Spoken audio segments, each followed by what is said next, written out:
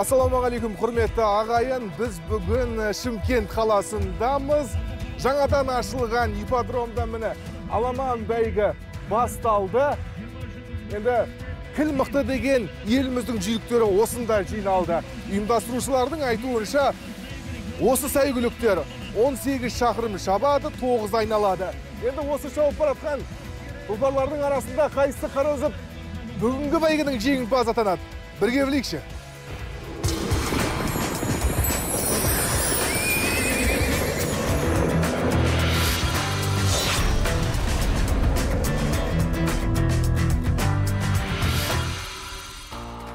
Қымбатты көрермендер, мені көрдіңіздер, сәйгүліктердің арыны мықты, шабысы қатты. Енді дәл осы бәйгіні бізбен бірге Нұржігіт бауырымыз тамашалайды. Нұржігіт, бүгінгі бәйгіге қош келдің. Мені көрдің, биылғы жылдың ең ірі бәйгілерінің бірі деп атасақ болады. Енді жүлде үсті қомақты. Қатысып отқан аттар да осал емес. Қалай болады бүгінгі бәйгі? Бәйгі керемет өтуде, скорс қатты, жылдамдықтар аттардың. Жылдамдық қатты болады, е? Круг жеңіл екен негізі.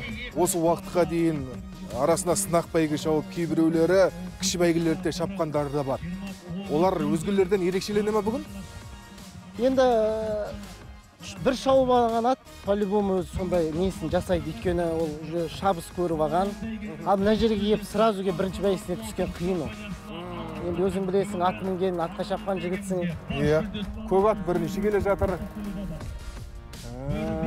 Екі көк топ бастады. Екінші келе жатқан жаңа Қырғызстаннан келген көк қой. Марқұм Амангелді Сейітхан ағамыз айтушы еді, көк ат кетті, артынан көк ат кетті деп, міне, екі көк ат кетіп бара жатыр, артынан топ болып көк ат кетіп бара жатыр. 10 мен 24 дейді Нұржігіт. Қарап жіберші, қолыңда 26. 26 ма? 10. Арлан дейді. Шымкент қаласы дейді. Еркек. Бүгінгі бәйгінің енді фавориттері дейміз ғой. Үздіктері деп Нарқызылды атауға болады, е? Нарқызылды атауға болады. Енді Қазақстан чемпионаты өтті, өзің білесің, Қостанайда. Астанада үлкен қала күнінде топ бәйгін өтті. Өкінішке орай финалда көрінбей қалды, енді бір жарақаттары болды деймін. Енді биылдыққа мынау бірінші бәйгісі Нарқызылдың. Одан кейін қайсысын айтсақ болады тағы да? Енді мен өзім Сұлтанды айтар едім. Жамбыл облысының сәйгүлігі Сұлтан. Бұл да негізі ұзақ қашықтықтың аты ғой. Енді бірінші бәйгі деп қосып жатыр. Сосын мынау Қарқара деген Марат ағамыздың сәйгүлігі. Сәйбіт Ақсақалдың, е? Иә. Бұл ат керемет жүгірген. Бұл ат топ бәйгіні Семейде топ бәйгісін ұтып, сосын Мұқағали атамыздың 90 жылдығында Жұмбақтастың артынан екі болған. Екінші болып келген, иә, ол есімізде. Сол жерде бір ақау алып қалды бұл ат. Содан кейін демалып, қазір емдеп, шыққан ат қой. Топтасты, Нұржігіт бағанағындай шабыс жоқ.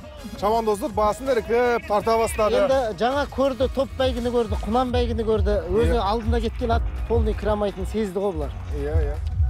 Енді бұл жерде 18 шақырым беріп жатыр. Енді аламанға 18 шақырым беру қаншалықты дұрыс немесе бұрыс? Негізі көктемдік неде ол дұрыс. Бәйгілерде? Бәйгілерде дұрыс. 18-16 ғой негізі. Атта қиналмайды. Сосын енді қыстай дайындалып келген атты бірінші бәйгіден ұзақ 25 қып ат қиналып қалады да. Сондықта ойлау керек. Негізі әдемі қашықтықтарын тоже жақсы қойған мына жер. 12, 18, 8. Бірақ біз байқаймыз, еліміздің басқа өңірлерінде де бәйгілер өтіп жатыр. Кейбірде 21 шақырым беріп жатса, енді бірінде 25 беріп те шауып жатыр. Енді ол енді әркімнің өз өркі деп қабылдаймыз ба? Ас беріп жатыр дегендей. Енді иә, сол ас беріп, енді сол жердегі ақсақалдардың айтқан шығар. Бірақ негізі 18-ді ұтқан ат 21-де де ұтады негізі. Просто атты сақтау керек та. Бірақ кейбір атбегілері бұлай дейтін Нұржігіт. Қол тумаларын ұзаққа шабады, 25-тен ары шабады. Сондықтан да қол тума, өзіміз қолынан өсірген аттарға мүмкіндік берейік дегенді айтып жатады. Оған қатысты не дейсің? Оған енді оң көзбен қараймыз негізі. Дұрыс қой. Оны құлыннан сақтап, өсіріп, үміт күтеді ол кісілер.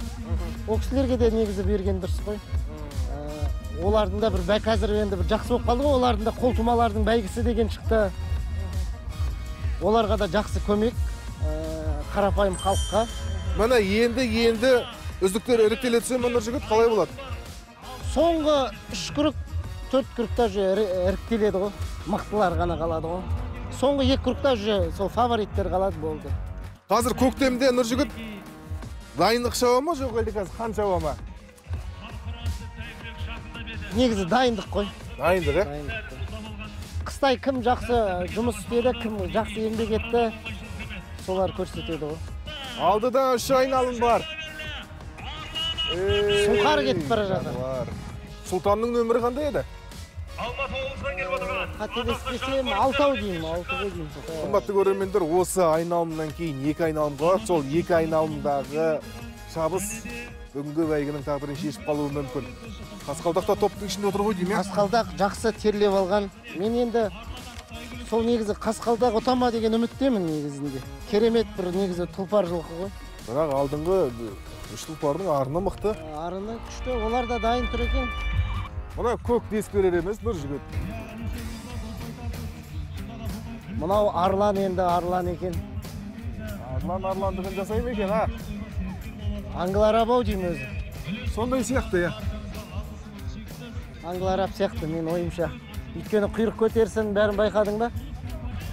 Мына 3 тұлпар кетті, 7, 16, Нарғызым 26. Қарқара. Нұржігіт, мықты жарыс болатын секілді. Кішкене былай тұрып көрейік. 500 метрден қазір қымбатты көрермендер. Соңғы 500 Иә, метр ма? жарысып кететін болса, мәреге қайсы бірінші жететін көрмей қалуы мүмкін, сондықтан сәл жақындап бақылайық міне. Осы айналымнан кейін бір айналым қалады. Соңғы айналымға кетеді. Иә. Арлан қоса түсуде ғой. Арлан. Нұржігіт, Арланға артқы топтағы 3 ат жетіп алатын секілді көрінеді маған. Сағаншы? Жетіп алады. Қарқара мен анау көк жетіп алады. Мен ойымша сол Қарқара керемет. Қарқараны көрдің ба, Сәке? Қарқара, Нарғызыл және 26 күн? 26 Салимхан. Өкінішке орай Қасқалдақ тоқтап қалды. Міне қараңыздар, қымбатты көрермендер, қандай шабыс. Арлан жеткізбеуге тырысады, Қарқара қуып жетуге тырысады. Ей, жануар! Қарқара! Тұлпар, қайсы тұлпар?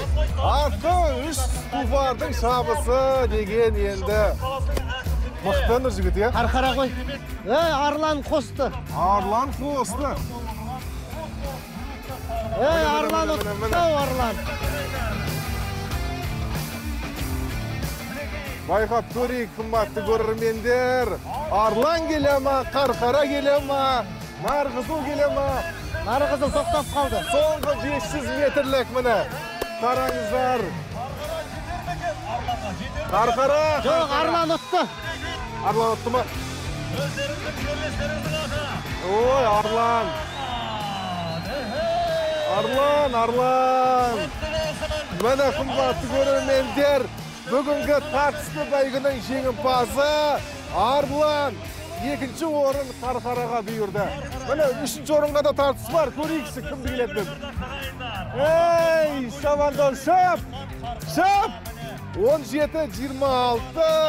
6 озды қара. Сұңқар 3-ші болды. Енді Нұржігіт көрдің. Мықты екен. Арланның да бабы мықты екен. Қарқараның да бабы мықты екен. Не болды енді? Қарқара не үшін жете алмай қалды? Немесе кеш жіберіп қойды ма? Жоқ, жақсақ жіберді. Арлан дайын тұрды. Арлан былай айтқанда жаңа шыға кетіп, сол бойы келді ғой. Мына қымбатты көрермендер, көрдіңіздер, мына көрермендерді қараңыздаршы. Қандай жанкүйерлік танытып отыр. Делебесі қозып барлығы орындарынан тұрып, бүгінгі жеңімпаздарға қошеметтерін білдіріп жатыр. Осындай мықты тұлпарларға қанша қошемет көрсетікті жарасады. Міне, кетіп бара жатыр Қарқара. Жануар. Дамир, бәйгі құтты болсын. Міне, Арланды көрсетіп қойсаңыздар болады. Бүгінгі автокөліктің иесі деп айтсақ болады Арлан. Тұлпар екен, сезбепті. Мықты. Сезбепті мұна.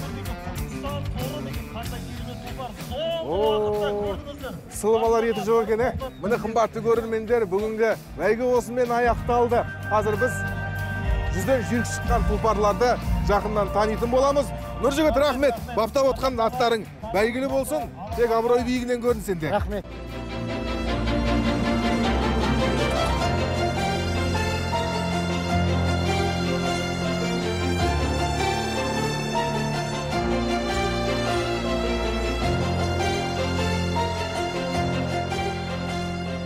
Аламан бәйгінің алды болған Арлан Жамбыл облысының жүйрігі.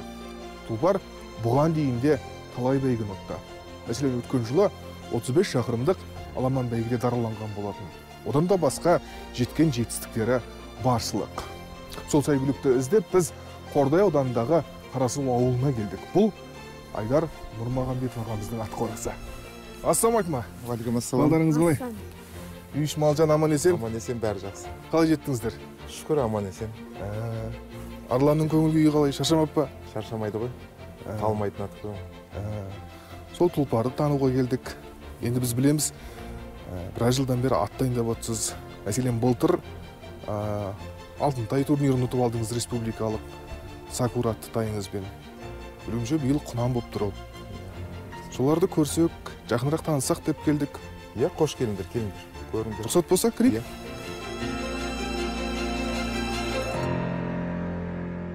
Сәкен, міне, сұрап атқан атың мына жерде тұр. Сакура ғой бұл. Сакура деген былтырғы жылдың чемпионы осы. Кіріп көресіңдер ме? Осы жерден көре білейік, аға. Көресіз ба?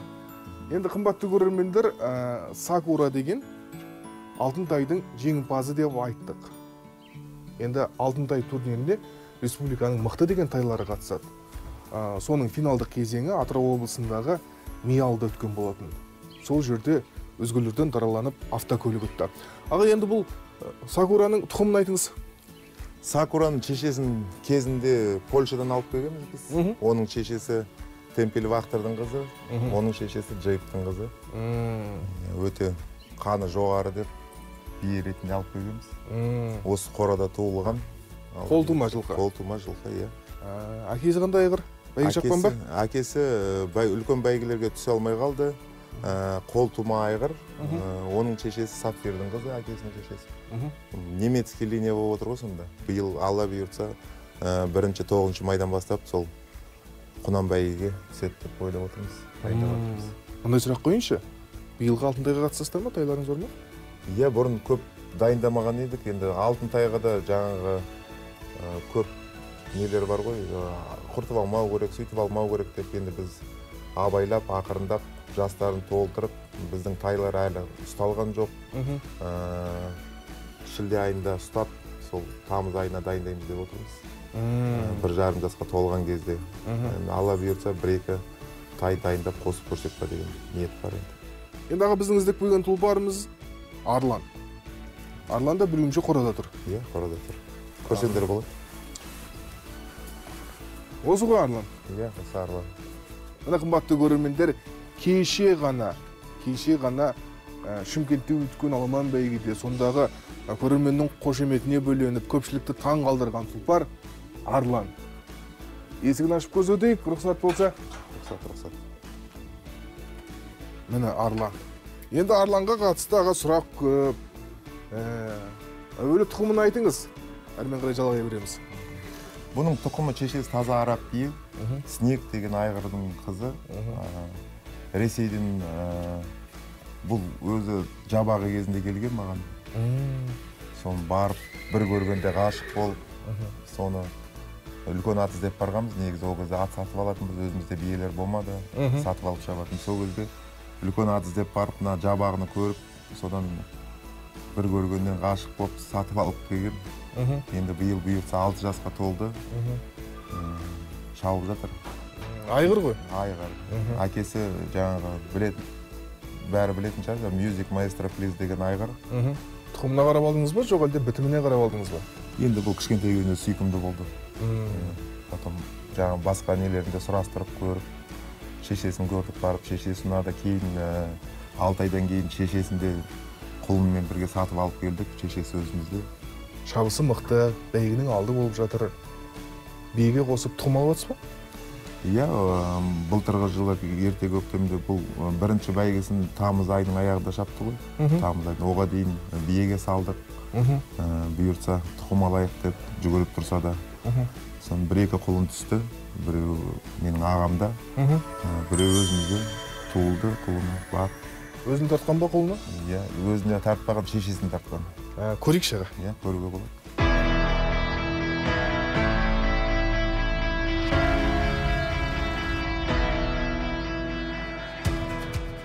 Аға, мына үш құлынның қайсысы Арландікі? Мына көк биенің қасындағы торы құлын, осы Арланның құлыны. Қашан туды бұны? Ақпан айының 5-інде туылды. Шешесі таза ағылшын бие. Құлын еркек ұрғашы? Еркек құлын түсті. Енді мынаған қарайыншы. Бие көк, айғыр да көк, бірақ құлын торы болып түскен. Тұқымда торы болып тұр ма? Шешесі, Арланның шешесі тор бие ғой. Сонан нағаш апасын тартып отыр ғой, апасын тартып отыр ғой. Арланның кешегі Чымкентке шапқан Сұлтан деген інісін көрдіңіздер ғой, үш болған ат. Ол да торы болып түскен ғой. Мына құлын содан айнымайды. Екі артқы аяғы ала, өзі торы, дене бітімі де соған келеді. Бізді көріп отқан көрермендер бар. Айдар ағамыз жабағы сатам екен, құлын сатам екен деп те сұрауы мүмкін. Көп сұрақтар келіп жатыр енді былтырдан бері, жаңағы Алтынтай турнирінен кейін көп сұраныс болып жатыр. Енді бізде қазірше ешқандай біз саудагер емеспіз, ондай ешқандай еш нәрсе сатылып жатқан жоқ. Өйткені мына алғашқы балалары осы өзіміздің жұмысымыздың бірінші жемістері. Әрбір құлынмен жүгіртіп, біреусін тайында, біреусін құнанында, біреусін аламанға шығарып, бәрін бір тексеріп көрейік деп, анализ жасайық деп отырмыз да. Сол үшін өзіміздің қолдан өткізіп, бәрін жүгіртіп жатырмыз. Алла қаласа. 1-2 жылдан кейін саны көбейтін болса, әрине сатылатын болады. Қымбатты көрермендер, міне біздің жанымызда жүрген шабандоз жігіт. Есімі Қабыл, кеше Арланға шапқан шабандоз. Енді аға, қанша уақыт болды Қабылдың атқа шауып жүргеніне? Қабыл енді бізге келгелі бері былтыр сол Алтынтайдың іріктеуінен бастап шауып жатыр. Өте пысық бала. Айтқан тілді алады. Айтқан тілді алады. Айтылмаған жерде өзі түсініп дұрыс жүргізіп кетеді бәйгені. Кешегі бәйгеде мысалы рациямыз істемей қалып, біз айтып жатырмыз. Ол естімей жатыр екен, бірақ көңілімізден шыққандай шауып өтті, бәрін дұрыс. Азамат. Нағыз шабандоз. Қабыл деген нағыз шабандоз жігіт. Аға, рұқсат болса, біз Арланды сыртқа шығарып көрсек дейміз. Қалай істейміз? Мінеміз ба, жоқ жетектейміз ба? Мініп шықса болады ғой. Мініп шықсын кішкене. Өзінің қазір аз-маз прогулкасы да бар еді. Қабыл барып мініп шықсын, көресіздер.